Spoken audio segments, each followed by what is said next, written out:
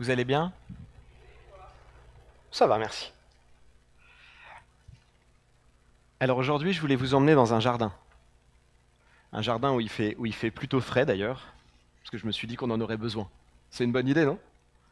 J'avais pas la clim, mais j'avais le jardin. Hmm. Donc oui, aujourd'hui, j'avais à cœur de prendre, qu'on prenne le temps, eh bien, sur ce passage qui est connu du jardin de Gethsémané, qui se situe à la fin des évangiles, pour voir en fait quels sont les enseignements qu'on peut, qu'on peut tirer de ce passage sur la prière notamment. Alors ce passage, il est très célèbre et il relate les derniers instants de Jésus avec ses disciples juste avant son arrestation et sa mort sur la croix. On y voit Jésus affronter ses craintes alors qu'il sait que son heure approche. Ce que je vous propose, alors, cet enseignement, enfin ce passage de Gethsémané, il est décrit en détail dans 3 des 4 évangiles, dans Matthieu, dans Marc et dans Luc. Ce que je vous propose pour commencer, c'est qu'en fait on les lise rapidement, et puis après vous inquiétez pas, on reprendra lentement, on rentrera un peu dans le détail. Je mettrai un peu de contexte aussi sur où est-ce qu'il, comment ils se retrouvent dans ce jardin aussi, parce que c'est toujours intéressant de remettre les choses dans leur contexte. Donc normalement, je les ai mis dans l'ordre, donc on doit avoir Matthieu en premier. Voilà, super. Est-ce que quelqu'un veut lire Matthieu, veut lire la version de Matthieu? Elle est là, hein, il n'y a pas besoin de chercher si vous avez besoin. Vous pouvez aussi prendre la vôtre si vous êtes plus confortable, mais est-ce que quelqu'un veut le lire? Oui, vas-y Jean-Camille, merci.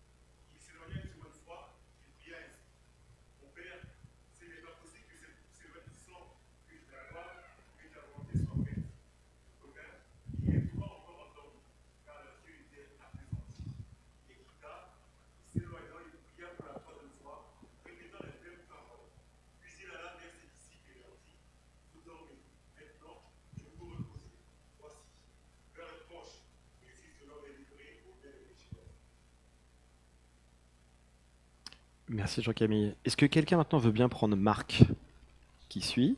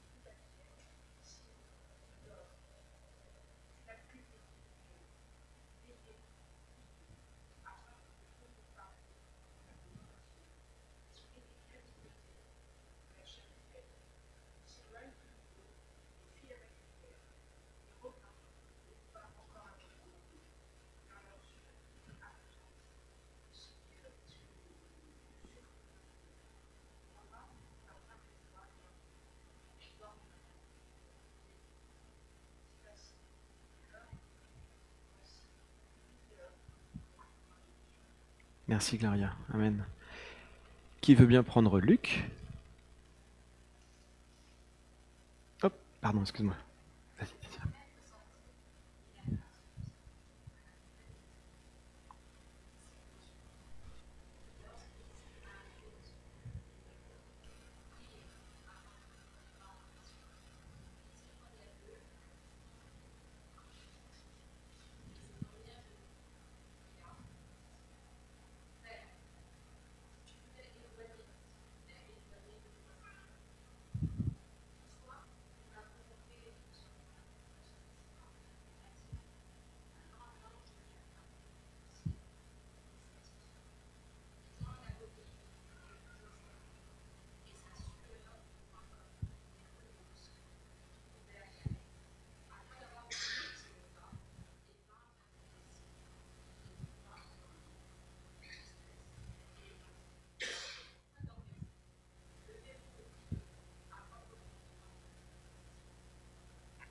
Amen. Merci.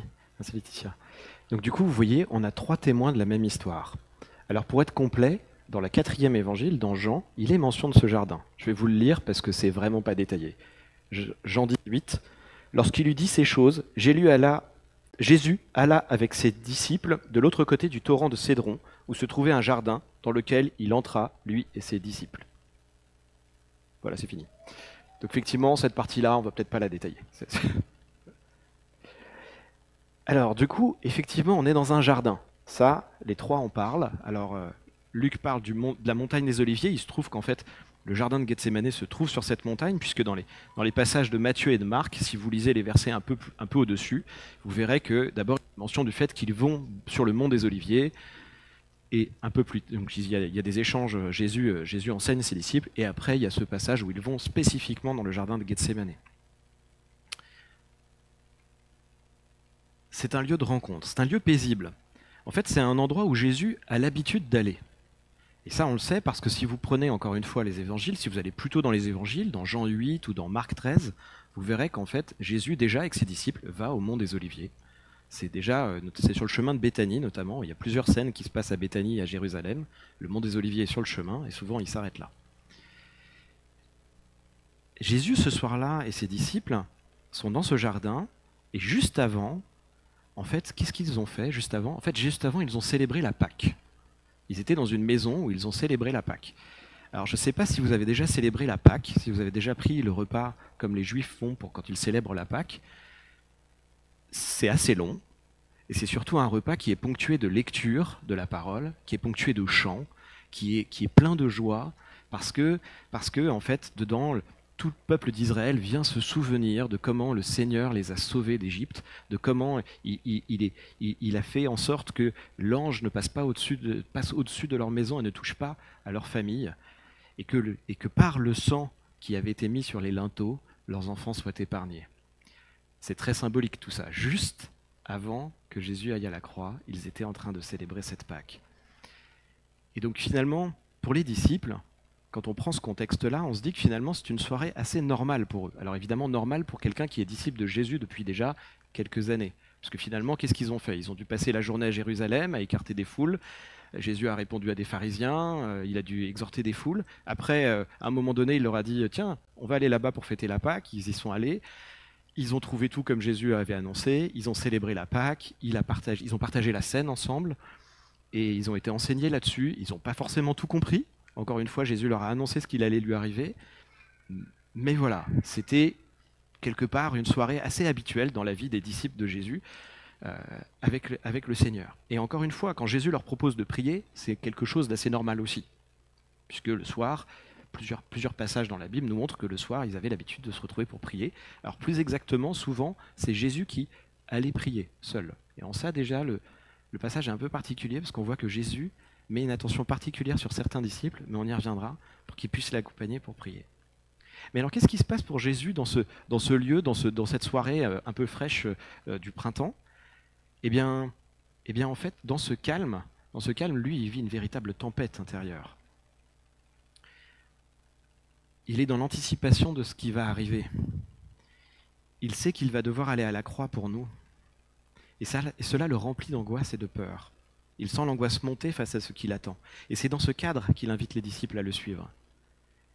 Et c'est intéressant de noter que, en fait, quand Jésus il sent l'angoisse monter, son premier réflexe, c'est la prière. Et ça, déjà, c'est un petit enseignement, je pense qu'on va suivre, mais on voit bien, son réflexe, c'est « Vite, il faut que je prie, vite, il faut que je m'en remette au Père, il faut que je prie ».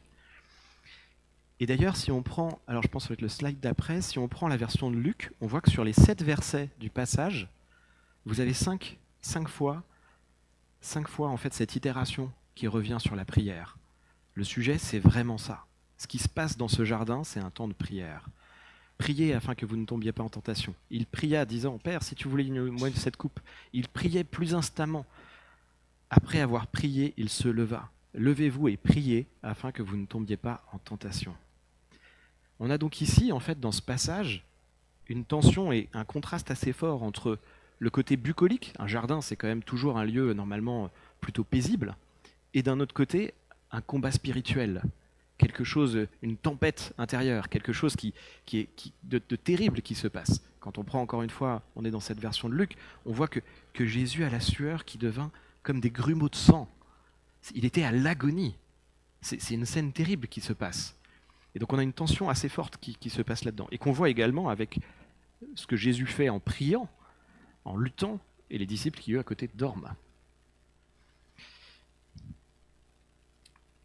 Quand j'ai travaillé ce passage, j'ai pas pu m'empêcher d'avoir en tête un autre passage qui est une autre histoire de tempête. Alors Cyril nous a pas mal parlé de tempête, alors on va continuer dans les tempêtes, mais celle-là on en a déjà parlé. Alors on l'a à plusieurs endroits dans Luc, mais on l'a également dans Matthieu 8, je pense qu'on l'a après. Voilà, c'est cette tempête-là. Cette tempête quand Jésus et ses disciples montent sur la barque sur le lac de Tibériade. D'ailleurs, je tiens à préciser, encore une fois, c'est quelque chose d'assez normal. Si vous regardez dans les évangiles, ils ont eu plusieurs fois l'opportunité de traverser le lac en barque. Ce n'est pas arrivé qu'une fois. Mais ce soir-là, eh bien, une grande tempête, il s'éleva sur la mer, une si grande tempête que la barque était couverte par les flots. Et lui, il dormait. Les disciples s'approchèrent, le réveillèrent et dirent « Seigneur, sauve-nous, nous périssons !» Il leur dit « Pourquoi avez-vous peur, gens de peu de foi ?» Alors il se leva, menaça les vents et la mer, et il y eut un grand calme. Ces hommes furent saisis d'étonnement. « Quel est celui-ci, disait-il, à qui obéissent même le vent et la mer ?» Alors là, on est face à une autre tempête. Et comment réagit Jésus face à cette autre tempête ? En fait, il dort. Et comment réagissent les disciples face à cette autre tempête ? Non, ils ne dorment pas. Ils ne prient pas non plus d'ailleurs. Ils vont réveiller Jésus, ça c'est sûr, ils vont réveiller Jésus. C'est le seul truc qu'on sait. Mais en tout cas, ce qui est intéressant de noter, c'est que Jésus n'est pas perturbé par la tempête. Et d'ailleurs, en fait, quand vous prenez les évangiles, on voit quand même que Jésus, il n'est pas perturbé par grand-chose, en fait. Il y a des choses qui l'affectent, qui le rendent joyeux, des choses qui l'attristent, il y a des choses qui le mettent en colère, mais qui vont lui faire peur, pas vraiment, en fait. Alors du coup, cette angoisse qui monte, on voit bien que le sujet, c'est pas pour ce qui va se passer dans le monde physique, le sujet. C'est pas pour ce qui va se passer avec l'arrestation à la croix. Le sujet, c'est bien un enjeu spirituel. C'est bien un combat spirituel qui se joue là.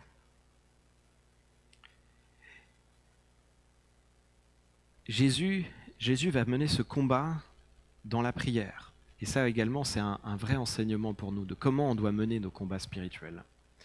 Il tombe à genoux et se met dans la prière. Il se confie à Dieu et il demande à Dieu de faire sa volonté et non la sienne. En contraste, on voit les disciples, eux, qui tombent dans le sommeil. Ils n'arrivent pas à tenir, ils s'endorment. Selon les versions, on va voir que parfois on dit qu'ils s'endorment de tristesse, d'autres qu'en fait, ils s'apesantissent, ils ont du mal à tenir. En même temps, on peut imaginer qu'après avoir célébré la Pâque, après avoir passé toute la journée à marcher avec Jésus, à le suivre, à être concentré pour essayer de saisir ses enseignements, le soir, se retrouver à prier dans le jardin, c'est pas forcément évident. Pour ceux qui ont déjà fait des nuits de prière, il y a un moment donné où effectivement les yeux peuvent s'apesantir, la tête peut commencer à dodeliner. D'ailleurs, même si vous regardez, par exemple, les rabbins qui prient devant le mur des lamentations, souvent oscillent. C'est aussi une manière de rester réveillé. Il faut être très clair. Mais bon, ils prient pendant des heures. Et donc, vous voyez ce combat spirituel. On voit Jésus qui éprouve de la tristesse, des angoisses. Il dit « Mon âme est triste jusqu'à la mort ». Ce qui est toujours frappant dans les évangiles, c'est ces moments-là où, regardez, on a les disciples qui dorment, il n'y en a qu'une partie qui est avec Jésus, et pourtant, on sait ce que Jésus dit. Il y a une révélation, en fait. Ce message qui est venu jusqu'à nous, il est venu par révélation. En revanche, ce qui est intéressant aussi de voir, c'est que dans les différentes versions, et merci pour mes lecteurs de tout à l'heure, on voit qu'il y a quand même, notamment entre Marc et Matthieu, c'est la même histoire. C'est quasiment les mêmes mots. Il éprouve de la tristesse et des angoisses, il éprouve de la frayeur et des angoisses. Mon âme est triste jusqu'à la mort. Restez ici et veillez avec moi. Restez ici et veillez. C'est les mêmes mots. C'est bien le même message qui a été porté. C'est bien le même message qui arrive jusqu'à nous. C'est ainsi que se passe le combat spirituel. C'est quelque chose qui peut générer de la tension physique, qui vient nous faire souffrir dans notre chair. C'est pas la première fois qu'on voit Jésus qui est tenté. Ici, on voit que Jésus prie à Dieu et il exhorte ses disciples à prier pour qu'ils tiennent face à la tentation. Et c'est pas la première fois. On voit au début de son ministère que Jésus a été tenté dans le désert. Et dans ce premier passage, quand il était tenté dans le désert, on voit qu'il est déjà, ça arrive après 40 jours de jeûne et de prière. Et quelle est la réponse? D'où vient la réponse de Jésus à ce moment-là, quand il est tenté par le diable? Que fait Jésus? Vous vous souvenez de ce que fait Jésus?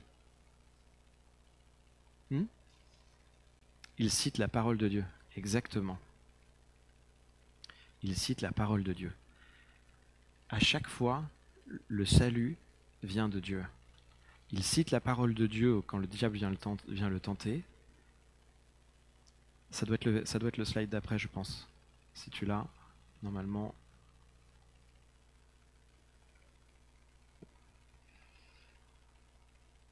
Ah, tu l'avais avant, non? Non, c'était encore après alors. C'est pas très grave. Et donc il cite la parole de Dieu. Et d'un autre côté, là, cette fois-ci, qu'est-ce qu'il va faire? Il va aller se réfugier dans la prière et demander à Dieu de faire sa volonté et non la sienne. À chaque fois, c'est Dieu qui va apporter la solution. Quand on lit dans Luc, on voit dans le passage de Luc qu'un ange apparut du ciel pour le fortifier. Jésus est dans le combat, mais Dieu ne le laisse pas seul. Il est avec lui et il le fortifie. Souvent, quand on lit ce passage, on peut avoir à notre tour la tentation rapide et facile de critiquer les disciples. Après tout, c'est vrai que Jésus n'est pas allé chercher n'importe quel disciple. Il est allé chercher Pierre, Jean et Jacques, ou Pierre et les fils de Zébédée, ce qui revient à la même chose. C'était quand même les premiers disciples. C'est ceux qui ont fait tout le ministère avec Jésus. Enfin, ils ont été enseignés, ils ont été envoyés plusieurs fois, ils ont fait des miracles. Et là, il leur demande simplement de veiller et de prier. Et d'ailleurs, si vous regardez je crois que c'est dans Matthieu, où c'est directement Simon qui est pointé. C'est pas les autres. Voilà. Mais on se dit, ah ouais, quand même, c'est difficile. Mais c'est ça aussi, je pense que ça nous rappelle aussi l'humilité qu'il faut avoir face au combat spirituel. On voit qu'en fait, si on n'est pas bien armé, si on n'est pas prêt à le faire, si on se laisse porter par la situation du monde, si on se laisse porter par la situation qu'on a autour de nous, eh bien, on peut se faire déborder. La tentation, elle est pour Jésus d'un côté de ne pas obéir, elle est de ne pas faire la volonté parfaite du Père. La tentation, elle est pour Jésus de peut-être essayer de prolonger un petit peu sa vie terrestre qu'il a avec ses amis, avec ses disciples, de rester un peu plus longtemps. C'est de ne pas boire cette coupe. C'est ça la tentation auquel il fait face. Mais les disciples eux-mêmes font également face à une tentation qui est celle de la chair, celle très basique de la fatigue, de l'épuisement. C'est exactement la même chose aujourd'hui. On a exactement les mêmes défis à faire. Quand on parle de la tentation, on voit toujours, il y a une image, et je pense que le diable n'est pas étranger à ça, qui met la tentation sur, on voit le serpent, on voit des choses terribles, on voit la tentation, le tentateur, c'est un mot qui est très, waouh, qui imagine. Mais en fait, la tentation, c'est dans les toutes petites choses. C'est dans les toutes petites choses. C'est combien de fois, en fait, quand, je ne sais pas si ça vous est déjà arrivé, il y a quelqu'un qui vous appelle, qui a besoin d'écoute, mais vous n'avez pas le temps. Eh bien, la tentation, c'est de ne pas l'écouter, tout simplement, non? C'est pas plus compliqué que ça, la tentation.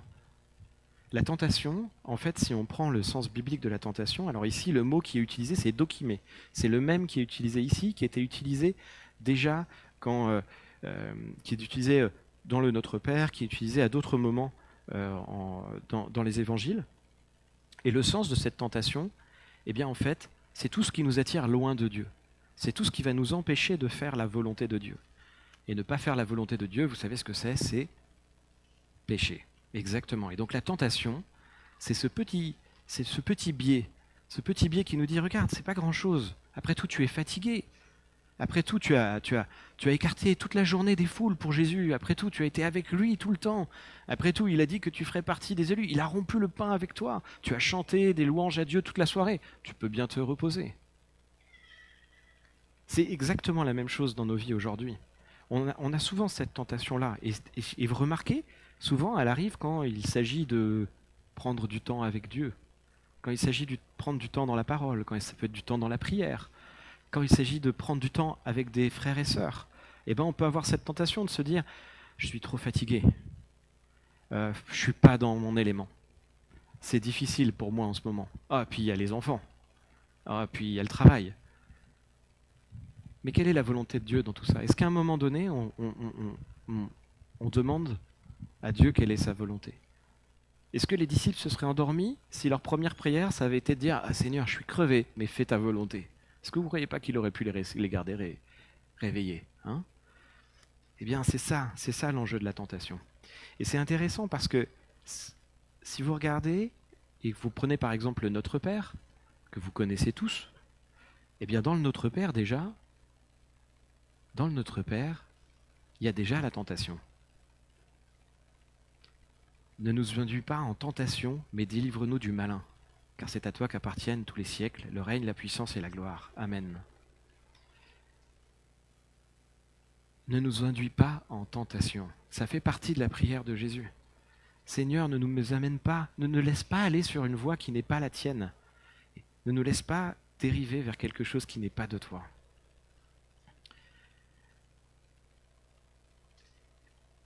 C'est, encore une fois, pour moi, il y a un vrai... C'est pas anodin que ça se passe dans un jardin. Ça aurait pu se passer dans la maison dans laquelle ils ont fait la Pâque. Ça aurait peut-être eu une autre signification.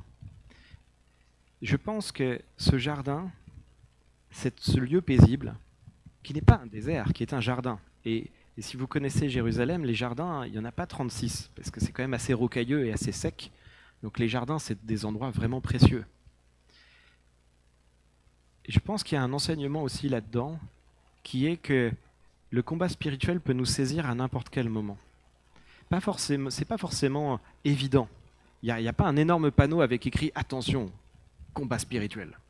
Je sais qu'il y a des gens qui font leur beurre de ça, de dire « Venez ici, on va faire du combat spirituel tous ensemble ». Mais en vrai, le combat spirituel, ça peut nous saisir à n'importe quel moment. Et notamment des moments dans lesquels on n'aurait pas de raison d'aller mal. Des moments dans lesquels on n'aurait pas de raison de chuter. Parce que finalement, c'est là qu'on est peut-être un peu distrait, peut-être un peu moins sur ses gardes. Mais ça, c'est une vraie réalité. Parce que c'est ce qui arrive aux disciples, ils sont sans doute moins sur leur garde. Peut-être que si c'était arrivé juste après un échange un peu tendu avec des pharisiens, alors là, ils auraient été tous dans la prière. Mais non, ça arrive après la fête. Après la fête, peut-être faisons ça, faisons l'agape avant le culte, et on verra le niveau des prières. On verra comment. C'est pas voilà. Et ben c'est un peu ce qu'ils ont fait quand même. Ils font l'agape et puis après ils y vont quoi. C'est pas forcément simple, hein. Et donc ça, je pense que c'est aussi un enseignement, rien que de ce contexte. Et donc si on peut, je pense que tu l'as sur le slide d'après, je te fais dérouler un peu les slides. Merci, c'est super.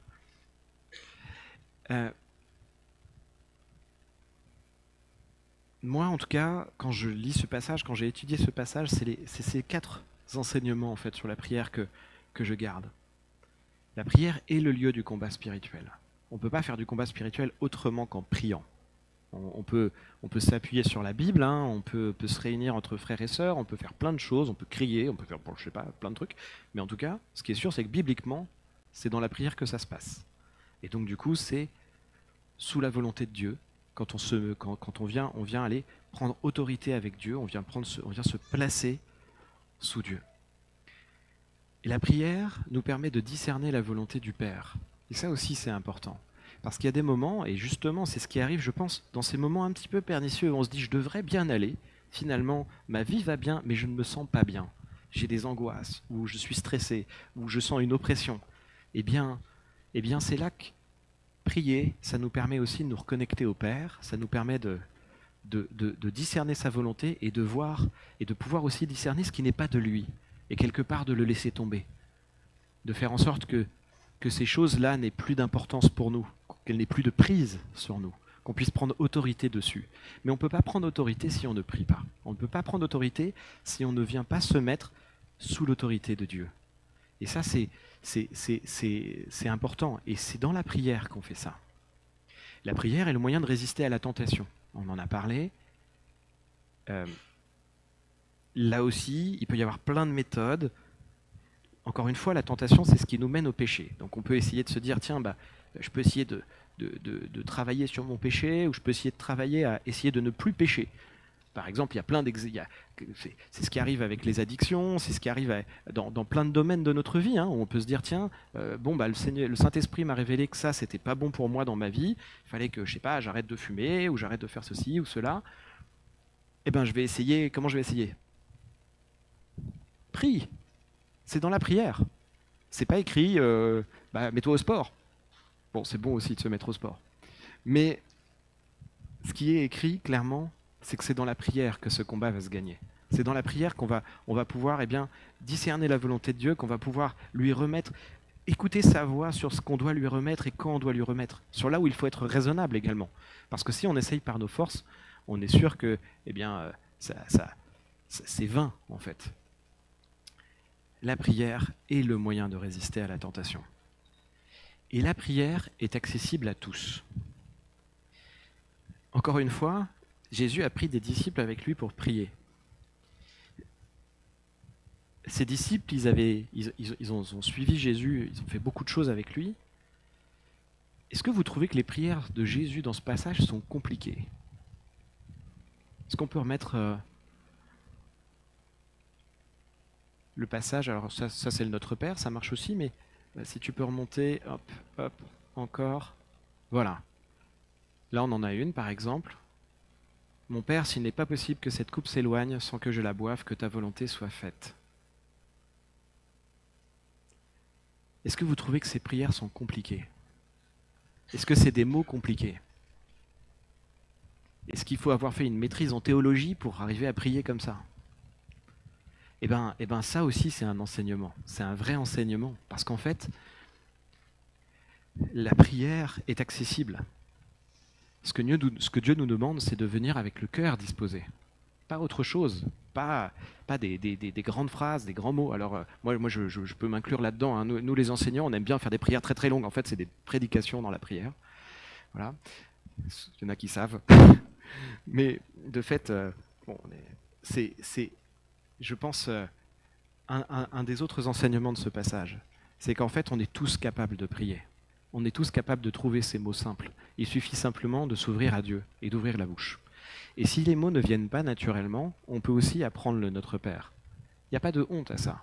C'est pas quelque chose de bancal. Non, c'est une vraie leçon, c'est un vrai modèle. Il est magnifique, il est complet. Ça ne sert à rien de faire quelque chose de compliqué. On peut également prendre des versets de la Bible. Il y en a plein des merveilleux. Et on peut prendre ces versets, et des fois même, on peut aussi même prendre des versets qu'on ne comprend pas et demander au Seigneur de nous parler à travers ces versets. On peut demander au Seigneur que le Saint-Esprit vienne nous éclairer sur le sens de ces versets. Ou alors que ces versets s'appliquent dans notre vie.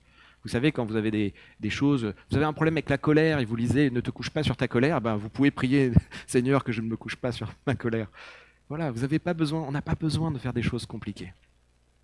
Si tu peux remettre les quatre items, s'il te plaît, Glo.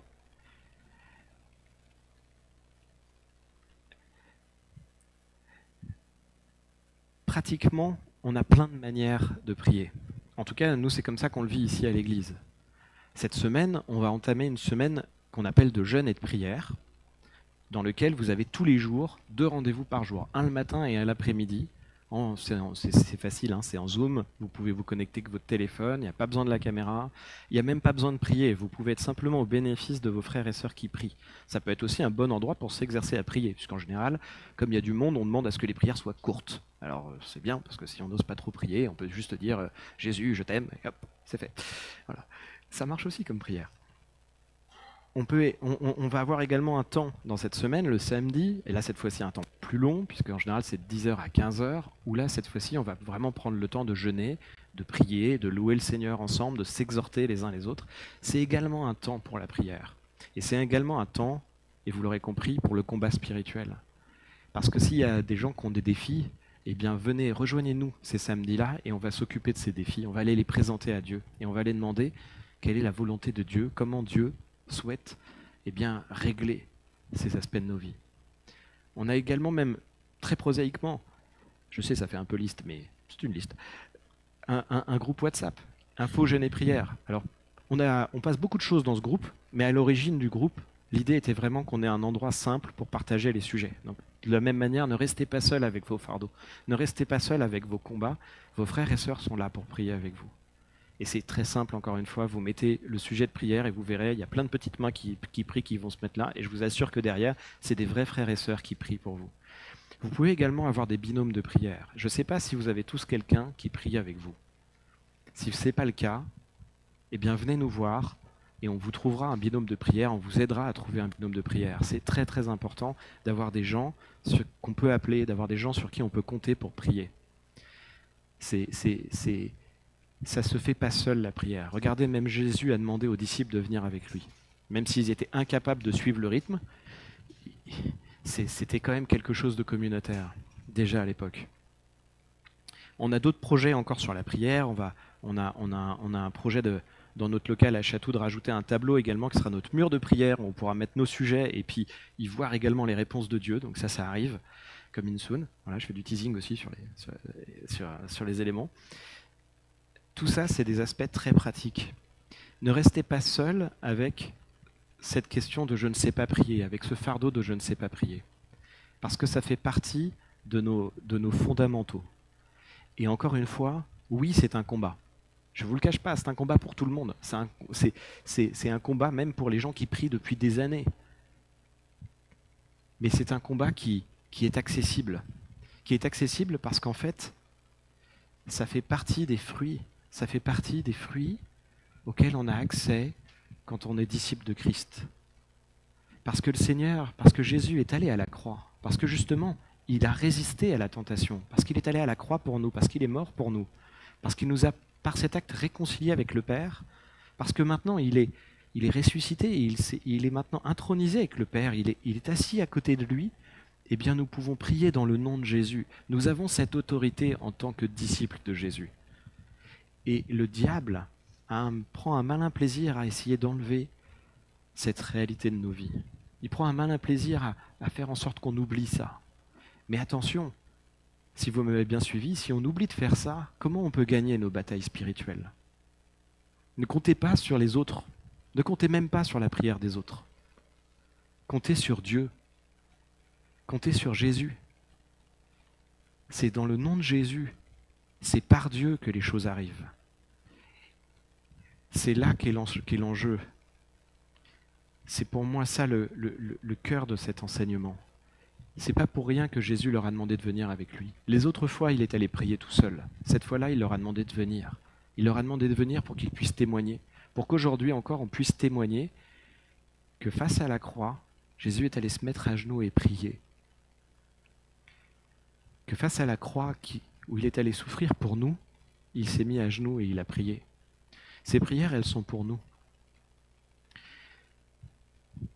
Ces prières, elles sont pour nous parce que au moment où il est allé demander au Seigneur de faire sa volonté dans sa vie, c'est pas pour lui qu'il priait. C'est pour ce que ça voulait dire pour chacun de nous. C'est ça aussi la réalité qu'il y a derrière ce combat, derrière cette prière. Déjà, Jésus savait que en fait, ce passage à la croix, c'était une victoire qu'il allait obtenir pour nous. Qu'il allait devoir souffrir, mais pour nous, pour chacun d'entre nous. Et donc à chaque fois qu'on prie, et qu'on prie en son nom, on rappelle cette victoire. À chaque fois qu'on ouvre la bouche et qu'on prie à Dieu, eh bien les anges viennent, comme ils sont venus auprès de Jésus pour nous fortifier. Le Saint-Esprit agit en nous, il s'active, il vient nous parler, il vient nous montrer ce que Dieu veut faire dans notre vie. C'est ça l'enseignement de Gethsémane. Le combat spirituel n'obéit pas aux règles du monde. Il ne peut pas être saisi d'un point de vue du monde. La prière est notre arme. Elle est un commandement, un modèle. Et ce que j'aimerais qu'on puisse tous remettre devant le Seigneur ce soir, c'est que ça doit être pour nous un réflexe, comme ça l'est pour Jésus. Ça doit être quelque chose pour nous qui devient épidermique. Il y a quelque chose qui arrive, on prie, ça doit devenir une urgence. Moi, il y a quelques années de ça, j'ai été repris comme ça par le Saint-Esprit. Très souvent, je partageais avec des frères et des sœurs qui me partageaient leur fardeau. Et je leur disais, je vais prier pour toi. Et puis après, des fois je priais, des fois j'oubliais. Et j'ai été repris. Maintenant, et il y en a, je pense que je l'ai déjà témoigné ça, mais maintenant en fait j'ai été repris. C'est qu'en fait plutôt que de dire je vais prier pour toi, en fait je prie pour les gens tout de suite. Même si on n'a pas le temps, même si c'est pas le moment, je prie pour les gens tout de suite. Parce qu'au moins c'est fait. Au moins on a remis la situation à Dieu pour de vrai et tout de suite. J'ai pas laissé une chance d'être tenté de remettre à plus tard. Parce que ça aussi c'est quelque chose qu'on a tendance à faire. Et donc je vous invite vraiment, je vous exhorte vraiment, et je nous exhorte vraiment, à ne pas remettre à plus tard nos temps de prière. On va avoir une semaine bénie, on a des occasions pour prier. N'hésitez pas, si vous n'êtes pas dans le groupe WhatsApp, ou etc., si vous n'avez pas les infos, on peut vous rajouter, mais qu'on puisse vraiment, cette semaine, se retrouver et prier ensemble. Et si vous ne pouvez pas vous connecter, priez de chez vous, et rejoignez-nous le samedi, et vous allez voir comment les cieux s'ouvrent quand son peuple prie.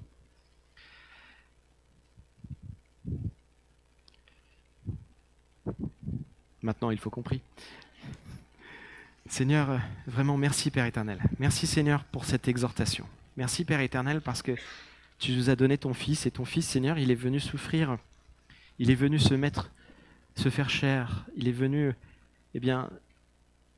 être un homme comme nous Seigneur. Et comme nous, sa chair était faible. Comme nous, il a vu la détresse, il a été tenté comme nous. Il a senti comme nous Seigneur, il a eu les mêmes combats que nous, il a eu les mêmes détresses que nous. Et pourtant, il a fait ta volonté parfaite. Il n'a jamais péché. Merci Père éternel pour ce modèle qu'est Jésus. Merci Père éternel pour ce modèle de prière. Merci Père éternel parce que c'est ce modèle que tu veux qu'on suive. Seigneur, vraiment, viens toucher nos cœurs. Viens Père éternel, Seigneur, nous donner, Seigneur, un cœur nouveau pour la prière, Seigneur. Viens nous renouveler, Seigneur. Viens nous porter, Seigneur. Que tes anges nous fortifient, Seigneur. Alors que nos bouches, Seigneur, ne restent pas fermées et qu'on proclame ton nom sur nos vies. Et qu'on prenne autorité, Seigneur, sur toutes les tentations. Qu'on prenne autorité, Seigneur, et sur toutes les épreuves, Seigneur, en ton nom. Merci, Père éternel, Seigneur. Merci pour ce modèle merveilleux de prière que tu nous as donné. Merci, Père éternel, parce que tu nous as équipés parfaitement. Par ton esprit, par ta parole, Seigneur, par les frères et sœurs que tu nous as donnés pour prier. Merci Seigneur, dans le nom puissant de ton Fils Jésus. Amen.